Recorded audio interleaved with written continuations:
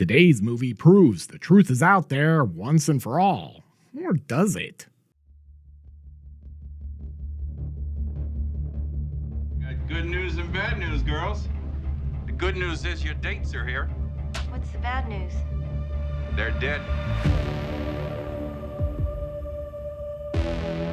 I'm gonna take you to the bank.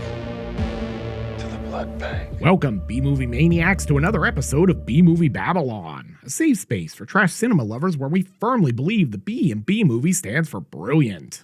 I'm your host, Mike Bracken. Some of you may know me as the Horror Geek on YouTube or from my stint on Comedy Central's old pop culture game show Beat the Geeks. Others will remember me as that dick on social media. And really, I'm all of the above. No matter how you know me, thanks for being here as we stalk the forgotten corners of the video store in search of the best B-movies ever made. Whether you love martial arts mayhem, low-budget rip-offs of popular movies, direct-to-video Skinamax flicks, classic horror fare, sleaze, or exploitation, I've got you covered. Today, we're tackling a historically important film that was essentially the birthing point for the modern found footage genre. It's a film made for pennies, thought lost for years, and then fed to UFO enthusiasts who thought it was real video proof that aliens existed and were abducting humans. So buckle up, because we're about to discuss Dean Alioto's The McPherson Tape.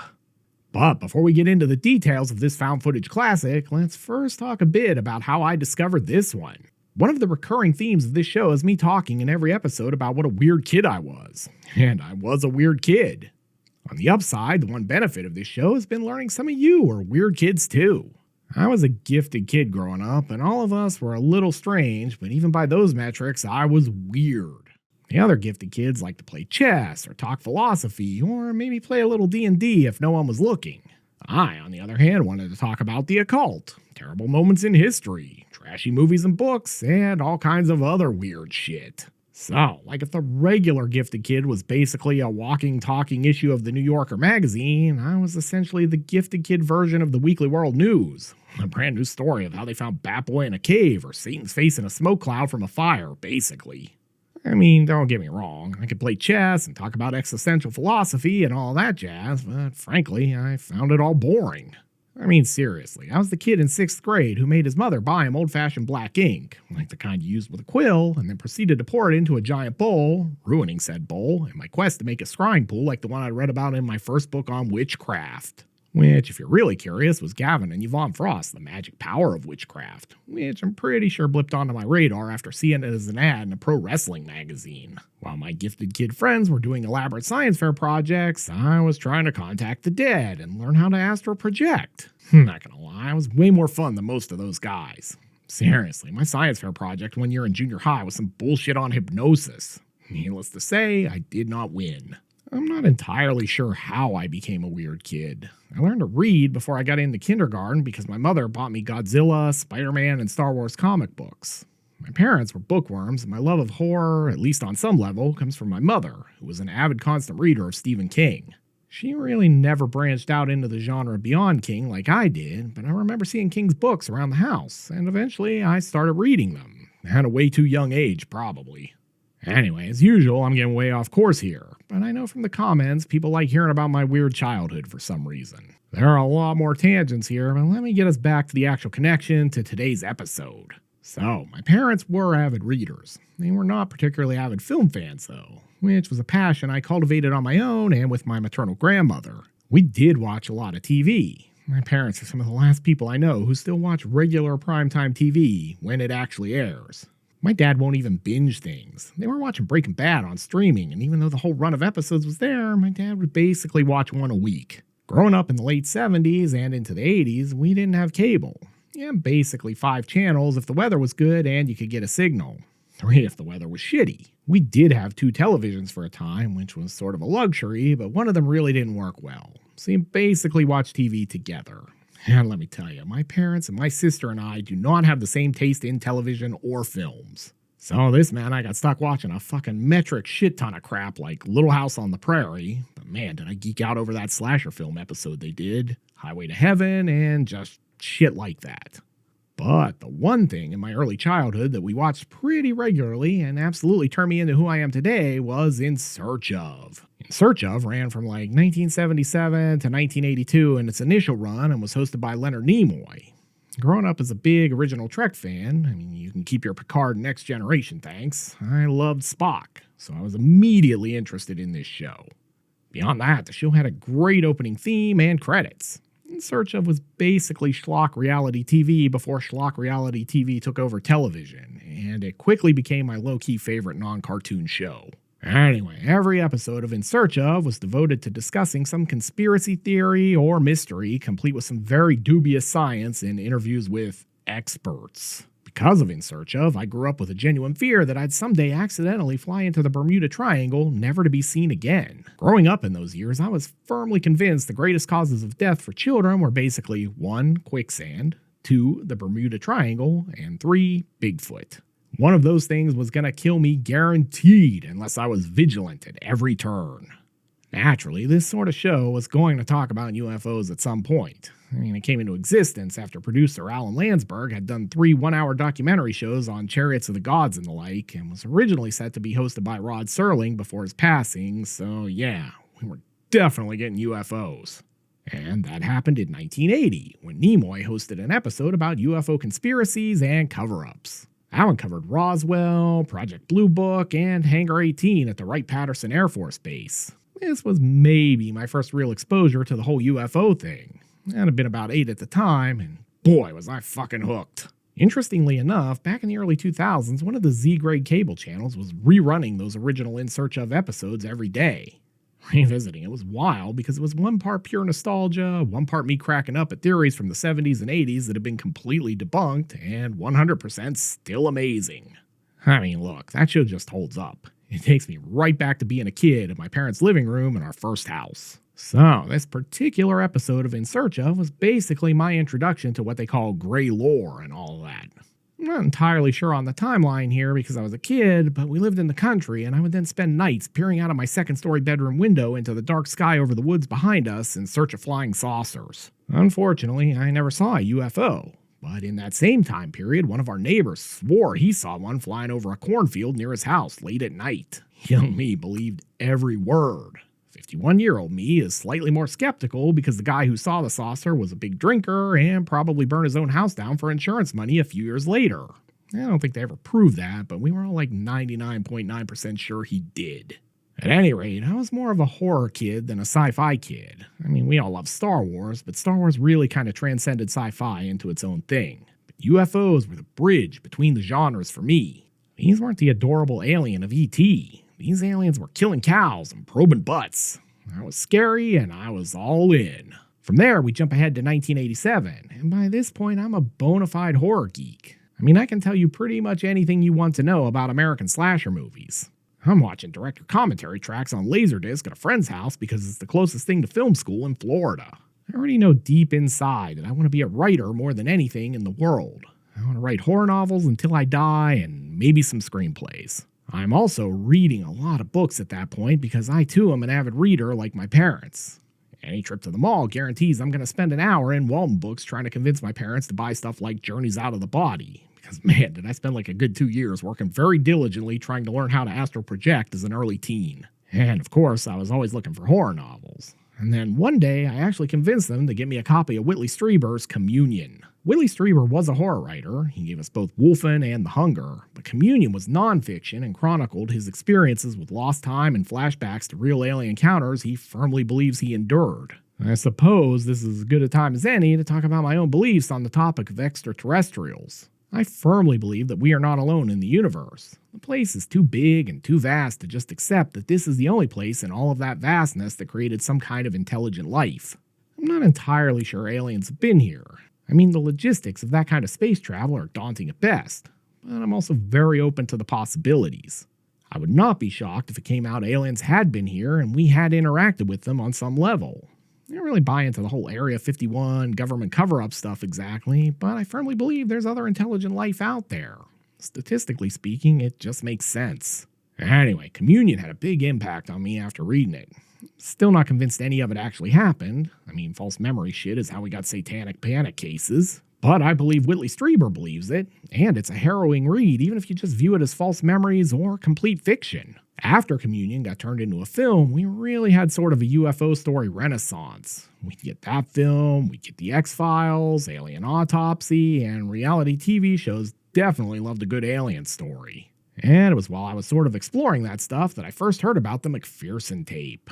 Except no one was really calling it that back in the 90s. We've talked in previous episodes about how I found a lot of weird movies back in the old days by trading dubs with other cult movie nerds and ordering from places like Revoc, Blackest Heart Media, and Video Search in Miami. And that was where I first encountered the McPherson Tape, which was still UFO Abduction at that time as I recall. The catalog description described it as videotaped footage of people trapped in a house as they were attacked by aliens. I really didn't need to know anything more than that. I was all in on seeing that thing come hell or high water.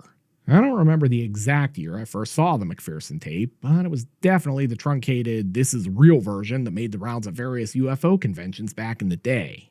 We'll talk more about how that came to be later, but it was definitely easy to see why people bought into it. The lo-fi approach 100% works in its favor, and really, even when I finally saw it in the latter half of the 90s, we still didn't have this kind of found footage film to compare it to. By today's standards, it definitely feels like a found footage film, and the photo of the girls with their alien heads at the end definitely cements it as a piece of clever filmmaking and not legitimate found footage.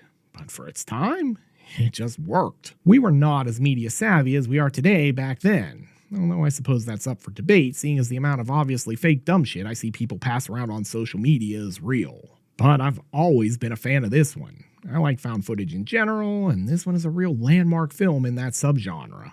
Alright, enough rambling from me. Let's take a quick break, and when we come back, I'll talk about the wild history of the McPherson Tape and how a whole lot of UFO enthusiasts still think it's real and will never be convinced it's not.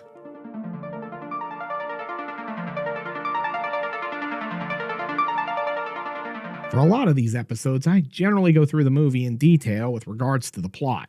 It's kinda challenging with this film because it's really not a complicated narrative, which is probably why it works so well. So let me just give you the Cliff's Notes version here.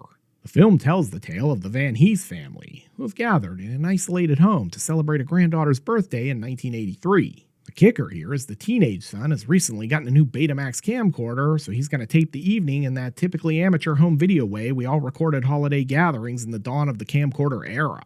But hey, at least he didn't shoot it in portrait mode like all of you dorks with your cell phone cameras.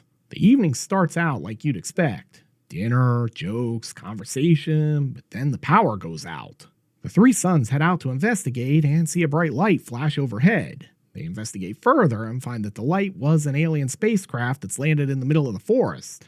And worse, the aliens spotted them. They flee back to the house and take up arms, but then go about their evening like nothing happened. Which admittedly is a little weird, but Alioto will explain his rationale for that shortly. They do this until at least one of the aliens winds up on the roof. So they kill it, and then for some reason decide to bring the body inside. And the rest of the aliens are not going to leave their comrade behind.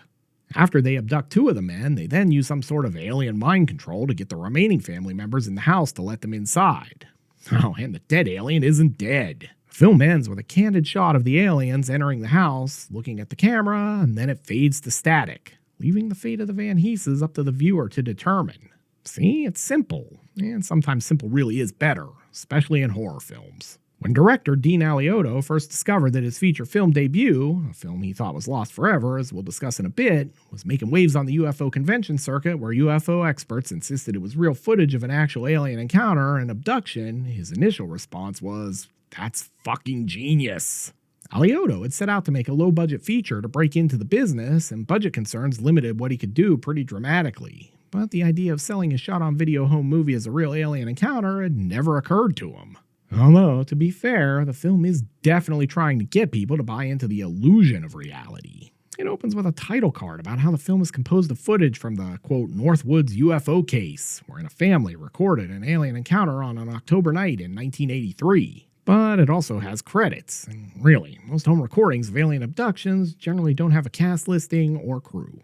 At any rate, this ties into Alioto's mission statement, which was basically to make a shot-on-video movie that would play like the War of the Worlds radio telecast in terms of scaring viewers. And given what happened in the intervening years, it seems like that mission was a success. The film was made in 1989, 10 years prior to the Blair Witch Project and 9 years prior to The Last Broadcast, two films often cited for popularizing the modern found footage format. That essentially makes this the first modern found footage film wherein everything is presented as recorded by the participants as it's happening. Being ahead of the curve is often a good thing, but Alioto has stated he was really sort of making it up as he went on this one since there wasn't anything quite like this type of found footage on the market at the time. He added the title cards because he really did want people to buy into the film being real and felt that any kind of official government tape like this would come with a title card explaining what the footage was and that it was part of an official sounding project like Project Blue Book. If you're unfamiliar with Project Blue Book, here's the official description from our old pal Wikipedia. Project Blue Book had two goals, namely to determine if UFOs were a threat to national security and to scientifically analyze UFO-related data. By the time Project Blue Book ended, it collected 12,618 UFO reports and concluded that most of them were misidentifications of natural phenomena like clouds, stars, and so on, or conventional aircraft. Which, I'm not gonna lie, this seems sort of funny given all of the UFO talk in the past year or two. Like, we've definitely kind of changed our tune on that, I think. The film itself was almost entirely improvised, which is a bit of a double-edged sword. The actor playing Eric is an actual seasoned improv actor.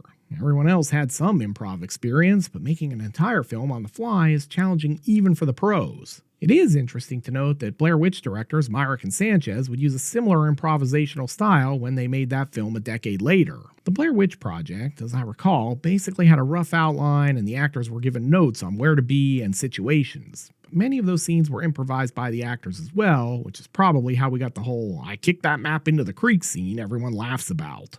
Like Blair Witch, Alioto says he basically had a 10 to 20 page master list of scenes with notes on what should be the focus of the characters and so on. But the actors just took those notes and then made the scenes happen with minimal guidance from the director. He'd just tell them what was next or might offer directions subtly from behind the camera.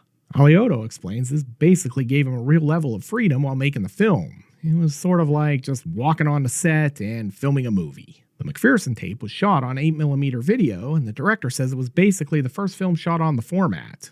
All of the shots have some vignetting, which softens the lighting at the edges of the frame. Alioto chose to do this primarily because he was shooting with a wide-angle lens, but in a relatively confined space in the house, so this gave it a little extra visual flourish and helped hide things from the edges of the various scene compositions the wide-angle lens would pick up. The family in the film is actually named the Van Heeses, not the McPhersons, so the title, The McPherson Tape, is at least a little bit misleading. The McPherson title came about almost a decade later when Alioto remade the film as Alien Abduction, Incident at Lake County in 1997. This was the UPN network's first self-produced film and gave Alioto another crack at the story after all the tragedy that befell his original version here. The director explains he made the film at roughly 23 years old. He only had $6,500 to work with thanks to a friend who wanted to be a producer, and he dumped every penny of that money into making the McPherson Tape. This really is proof that you should stop making excuses and just chase your dreams. If he could make this movie for $6,500, what's holding you back? Like so many of us in the 80s, Alioto really got interested in UFOs and aliens after reading Whitley Strieber's book Communion. Alioto was hell-bent on getting the rights to the book and turning it into a film, but as a filmmaker with no experience, this was unlikely.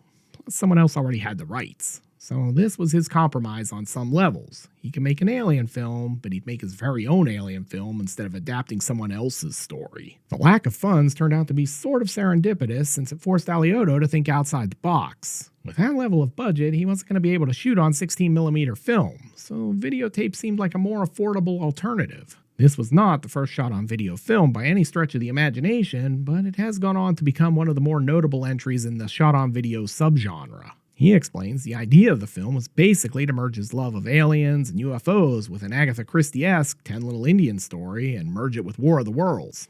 It's an ambitious idea, but he mostly pulls it off. To add to the challenge imposed by the budget and technology, Alioto also shot the film in one take. There are a few hidden cuts throughout, but the whole thing was basically done as one continuous take, except about halfway through, when the guys come back after spotting the landed UFO. The footage they shot then was too dark.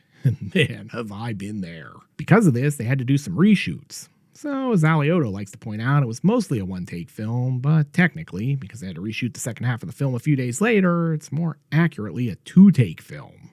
Still pretty damn impressive. Alioto helped direct the actors through every scene by literally being in it with them. He's the young brother with the new camcorder recording the whole movie. The McPherson Tape is now viewed as sort of groundbreaking in terms of its impact on modern found footage films, but that wasn't exactly the case when it was made. Alioto says his casting director was one of the first people to see the finished film, and she absolutely hated it, calling it, quote, amateur hour, and saying it was just an hour of people talking over each other and that you couldn't understand the dialogue. This is a pretty valid complaint. The improvised nature of the film and the whole single take thing meant that Alioto could shoot the film quickly and cheaply, but at a cost. This guerrilla filmmaking style meant there was no real way to stop and reshoot or discuss what was working and what wasn't.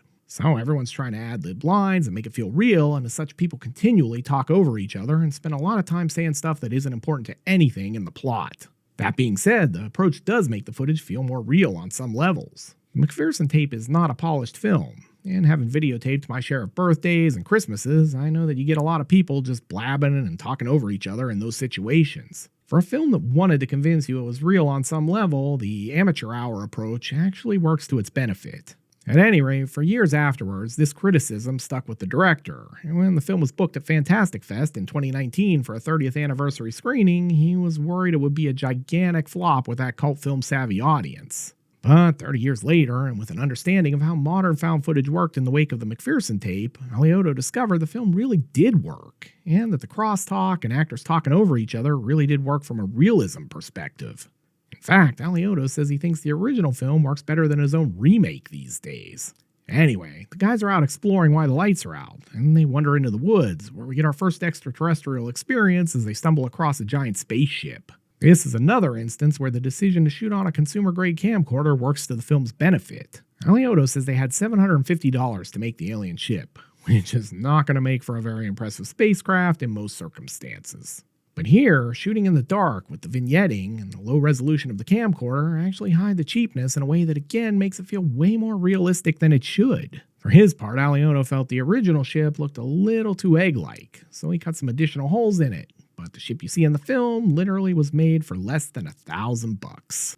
Alioto then cast 3 young girls as his aliens, because they were sort of androgynous. The masks were basically impossible to see out of, though, so to keep these extraterrestrials from bumping into each other, they had to scrape off some of the black eye paint and give them direction from off-camera. This is one of the places where the film often loses viewers who bought into the real found footage component of the project. But clearly not everyone, as we'll discuss in a bit. The original cut of the film was roughly 75 minutes long, but Alioto felt it was too chatty and all that, so they chopped down the present opening scene to get the film in at a much leaner 63 minutes. It was the right choice. The McPherson Tape works best with the less is more approach, and at 63 minutes, it never quite wears out its welcome before the end credits roll. The director explains the improvised nature of the film made it easier to make with limited funds, but that they did regular rehearsals in his apartment in San Francisco. This way, at least everyone had an idea of how they were going to improv their way through the scenes and what Alioto wanted them to achieve in each part of the film. For his part, he figures his neighbors probably thought he was crazy with people running around his apartment complex screaming about aliens. The film's almost entirely improvised nature did create challenges for Alioto, who was working the camera. While he knew what the beat notes each scene needed to hit were, he was never entirely sure how the actors would get there, or how they'd be positioned when they did.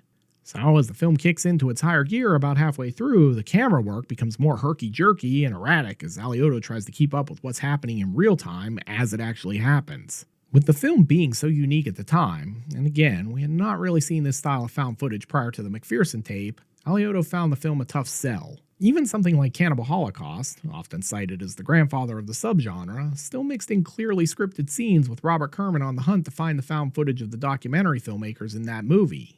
The McPherson Tape was completely unlike this in that everything recorded was supposed to be happening as real, which, again, made this a real tough sell for distributors. When filming and editing were completed, Alioto assembled his sizzle reel and other marketing materials, drove to LA, and spent 2 days showing it to places like Vestron and other film companies. All of them flat out rejected the film. Alioto tells a funny story about the Vestron meeting in particular, where the woman who screened the film yelled at him that the film was shit and told him not to come back until he made a real movie. That seems harsh. This is probably Exhibit A in the argument for why all Hollywood crap these days is basically the same 5 movies over and over. Anything different, they're not only not interested, but mean about it in the process. Alioto returned from the trip basically despondent that he made this micro-budgeted film that felt like it was new and ahead of the curve, and by his own admission now, probably too far ahead of the curve for its own good, and he'd had everyone basically slam a door in his face.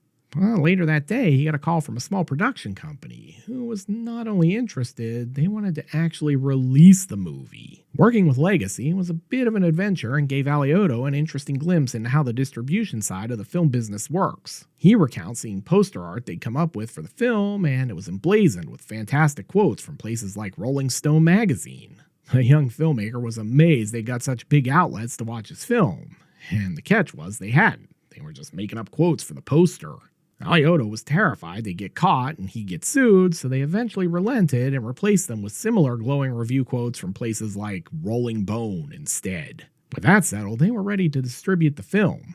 Weeks go by and Alioto hadn't heard anything and was curious as to how things were going, so he gave them a call. His heart sank when they said it was not going well and it had burnt to the ground. Alioto thought this was a film term for a tanking in sales, but it was even worse. The warehouse where the master and prints were stored had literally burnt to the ground, taking the master of the McPherson tape and all of the prints with it. It genuinely felt like this was a movie that was about to become an infamous piece of lost media. The loss of the film in the fire was a huge blow to Alioto's filmmaking aspirations. He needed to turn a profit on the McPherson tape to fund another project, and now he was out the $6,500 and his movie. So he basically just walked away from it all until he gets a strange phone call in 92 or 93 from a guy who said his name had come up in relation to some found footage. Having no idea what the guy was talking about, Alioto asked him, "What found footage?" And the guy says, "It's footage of a family being attacked by aliens." And he wanted to know who the people were and where they'd found this footage. For his part, Alioto cracked up, explaining it wasn't found footage at all. It was a movie he'd made. And the guy on the other end of the phone is basically just incredulous and explains to Alioto that he was just an attendee at the International UFO Convention and that the footage from the film was shown to attendees. I mean, that sounds pretty cool, right? Well, here's basically the point where the McPherson tape goes from being a cultural artifact as the first modern-style found footage film and turns into something even more infamous. This guy on the phone explains to Alioto that not only was the film footage shown to attendees, but it's also been presented as real footage of an alien encounter because the film had no credits, and people at this UFO convention were convinced this was all real. And lest you think this is just a bunch of UFO-obsessed civilians convincing themselves this thing was real footage, it even fooled retired Air Force Lieutenant Colonel Don Ware, who told attendees he was convinced it was real. At this point, you're probably wondering how the footage of the McPherson tape, aka UFO Abduction, ever made it out into the world. All the copies were destroyed in a fire. Even Alioto didn't know of any existing copies, so where did the footage come from? After doing some sleuthing, Alioto figured out that while the prints were destroyed in that warehouse fire, they had made and sent out video store screeners of the film. Back in the day, companies would actually send video stores screener copies of films to help them decide if they wanted to carry it or so that they were familiar with the movie so that they could tell people what it was about or recommend it. Apparently, some of these screeners made it into the wild, where an enterprising video store clerk presumably took the film, dubbed it onto another tape minus all of the credits, then started circulating it amongst UFO enthusiasts as a real extraterrestrial encounter. I mean, it's so deviously brilliant in a lot of ways. I wish we actually knew who did this. Anyway, the guy on the phone was trying to suss out where the footage came from because it was huge on the UFO enthusiast circuit, and he had interview offers from shows like Hard Copy, Unsolved Mysteries, and more. Alioto really wanted to do Unsolved Mysteries, but felt that wasn't going to fly because the mystery of the McPherson tape was very much solved. It was a movie. There were no real aliens. So he opted for a show called Encounters, where he got like a 6-minute segment talking about the film under the guise of it basically being the greatest UFO hoax of all time. He showed up with footage, pictures of the girls in their alien masks, and more. It was a cool segment that aired back in like 1994, and I'm pretty sure it's still online somewhere and is definitely included on the Blu-ray for the film. This really should have been the end of the debate about the McPherson tape, but UFO people love a good conspiracy theory, and Alioto showing up to proclaim his film was just a film only convinced the hardcore stalwarts that he was a government plant sent out into the world to claim the footage is fake only to keep the X-Files-esque conspiracy about alien visitors secret. I mean, this is really why it's so hard to combat conspiracy theories. Any attempt to debunk one is just viewed as another conspiracy. And at this time, UFOs were again part of the national public discourse thanks to the success of the X-Files in 1993. So UPN, sensing an opportunity to tap into that, offered Alioto over $1 million to remake the McPherson tape for the network in 1997. In another weird twist of fate, this new version wasn't destined for a much better fate than the original. Alioto brought the film in under budget, and believe me, it's oddly charming to listen to him talk about how they gave him like $1.75 million to work with, and he had no real idea how to spend it all, and actually had a panic attack about it. But there was a regime change at UPN before the film debuted. The new team just absolutely shredded the updated version. Alioto says he still had an inside source at UPN who told him it was the worst screening of his career and that execs were throwing food at the screen complaining about the film. In the end, they tried to cut it down to an hour and got someone to come in and try to take Alioto's credit off the film, but he won out thanks to the Directors Guild. UPN then, in their infinite wisdom, tried to bury the film by dumping it on a Tuesday night in primetime. And to their eternal chagrin, it wound up being the highest rated primetime Tuesday show in UPN history to that point. They even ran it a second time, drew great ratings again, then proclaimed it would never air again. This is yet another example of how the suits have ruined the movie business. We let guys with no artistic talent determine the value of things they don't understand in the first place. Naturally, this new version had credits and all of the usual movie stuff. But after the film aired, there was a poll asking people whether they thought the remake was actual found footage of a real alien encounter, and 49% of the audience was still convinced they'd watched a real alien attack on a helpless family. The broadcast of Alien Abduction incident in Lake County didn't merely entertain, it clearly ignited a whole new wave of conspiracy theories. Viewers, captivated by the seemingly authentic portrayal of an alien encounter, began to question the nature of the footage.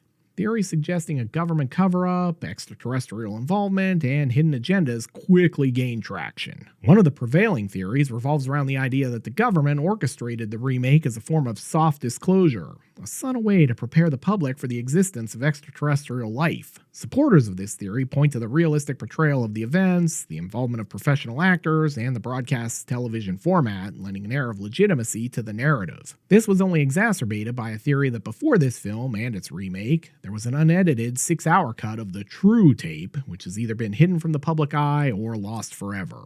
However, this is most likely just an urban legend. This film has been confirmed multiple times to have been a work of fiction made before the found footage genre became popular. Conspiracy theorists also speculate about the manipulation of reality within the remake. The theory suggests that certain elements of the broadcast were intentionally altered or enhanced to either hide the truth or disseminate disinformation.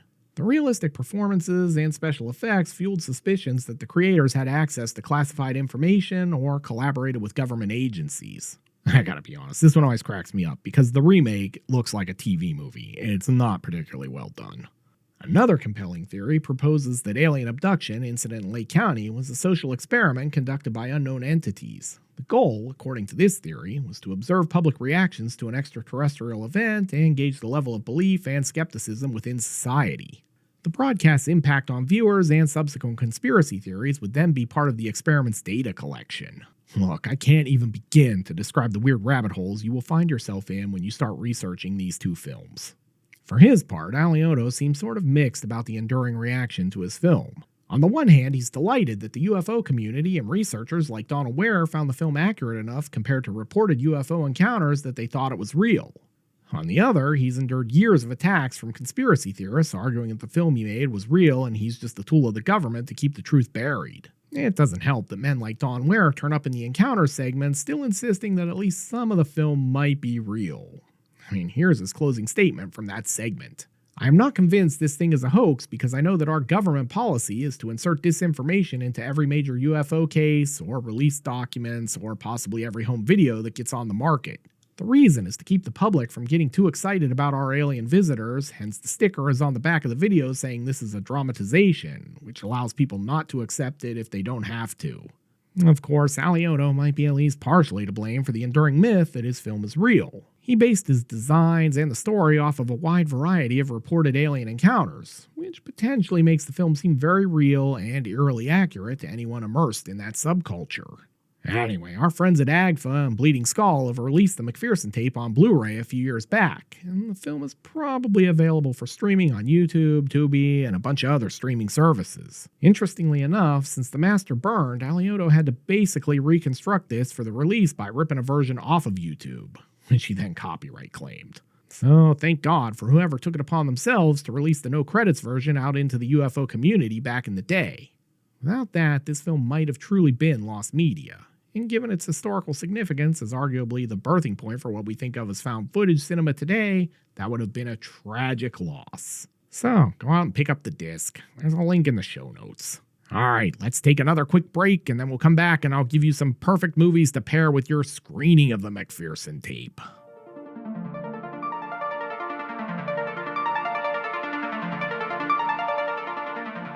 No one wants a movie night that's just one movie, so allow me to be your cult movie concierge and suggest 2 more movies that go perfectly with the McPherson Tape. My first choice here is pretty obvious. Whitley Strieber's Communion influenced both my interest in alien stories and Dean Alioto's film, so why not grab the cinematic adaptation of the book, featuring the inimitable Christopher Walken in the leading role, and experience that one for yourself. It's only on DVD as far as I can tell, but it's still highly recommended. If you'd like to make your movie night a movie marathon, then round things out with a screening of Robert Lieberman's harrowing Fire in the Sky.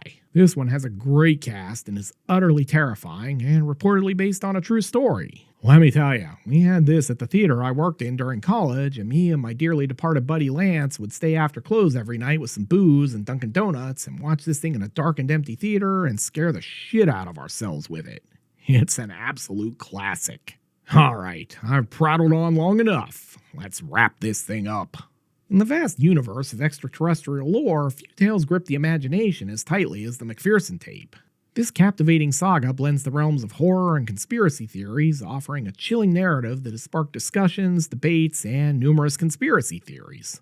Director Dean Alioto's little film, made for a paltry $6,500 and once thought lost in a warehouse fire, has since gone on to become a bona fide cult phenomenon. What's really amazing about it all is this strange little film has become a major historical touchstone in 2 wildly different arenas.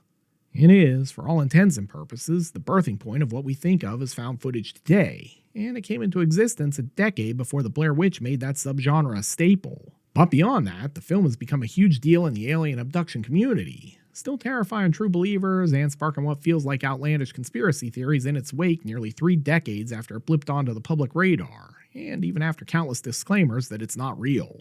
You really can't buy that kind of publicity or cult infamy. The McPherson Tape is a film wherein the story of its creation and how it survived and morphed into a sort of cult phenomenon is maybe more interesting than the actual film, although I'll cop to really liking the film here too.